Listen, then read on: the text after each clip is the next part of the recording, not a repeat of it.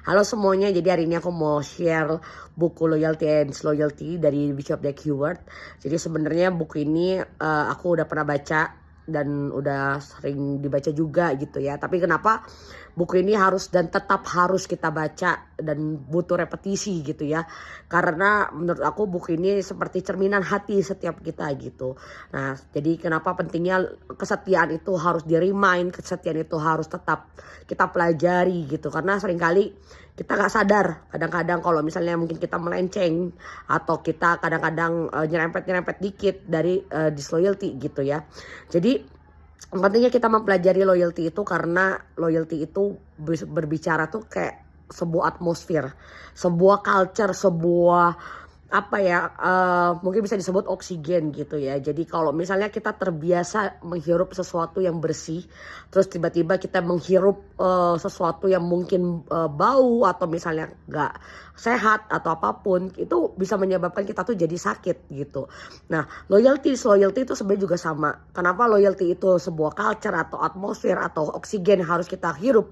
Karena dengan adanya loyalty di dalam sebuah organisasi atau sebuah gereja, itu akan menimbulkan sebuah culture gitu ya.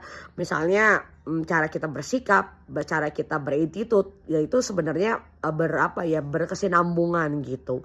Dari semua cara pikir, dari semua sikap hati. Nah, itu tuh jadi sebuah oksigen yang dihirup oleh bukan hanya kita doang, tapi banyak orang yang bisa merasakan bahwa kalau misalnya contoh ke Overcomer Church, wah ini ada atmosfer loyalty nih, ada damai sejahtera. Nah, damai sejahtera, air yang tenang tanda kutip itu bisa dirasakan domba-domba itu ketika ada yang namanya loyalty gitu. Karena loyalty itu ibaratnya punya harum lah, punya sesuatu yang bisa kecium, sesuatu yang bisa dirasakan gitu, walaupun gak harus mungkin di spoken, gak harus keluar secara langsung dari mulut kita gitu. Tapi karena itu sebuah atmosfer kecium dari semua cara kita bersikap dan segala macam, akhirnya orang-orang yang di luar atau misalnya orang-orang yang mungkin berkunjung atau orang-orang yang ketemu dengan anak-anak Overcomer misalnya, itu bisa kecium, wah kalau aku datang ke Overcomer, kalau aku datang bertemu dengan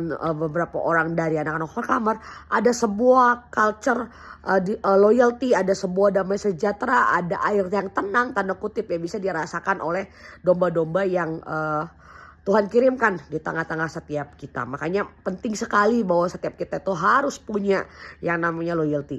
Nah, kenapa harus punya? Nah, salah satunya adalah untuk menilai seseorang itu cakap atau tidak dalam sebuah pelayanan, bukan karena skillnya, bukan karena dia pintar, bukan karena dia mungkin jago berprestasi di marketplace atau apapun, tapi salah satunya adalah punya yang namanya loyalitas terhadap gembala ya, terhadap Tuhan Yesus pastinya gitu ya. Jadi penting banget buat setiap kita itu sebenarnya punya loyalty gitu di dalam setiap hidup kita, terutama kepada setiap gembala kita, apa yang beliau omongin, apa yang beliau direct ke setiap hidup kita. Nah, itu yang sangat-sangat penting gitu, karena dari hal sekecil apapun yang beliau omongin di dalam hidup kita, bagaimana kita bereaksi, bagaimana kita meresponi setiap direction itu sebenarnya kecium atmosfernya, apakah setiap kita ini loyal atau enggak, itu dari situ juga gitu. Nah, dari aku itu aja sharingnya buat buku yang baru aku baca lagi di bab-bab yang pertama ini gitu. Oke, terima kasih semuanya udah dengerin sharing aku. See you.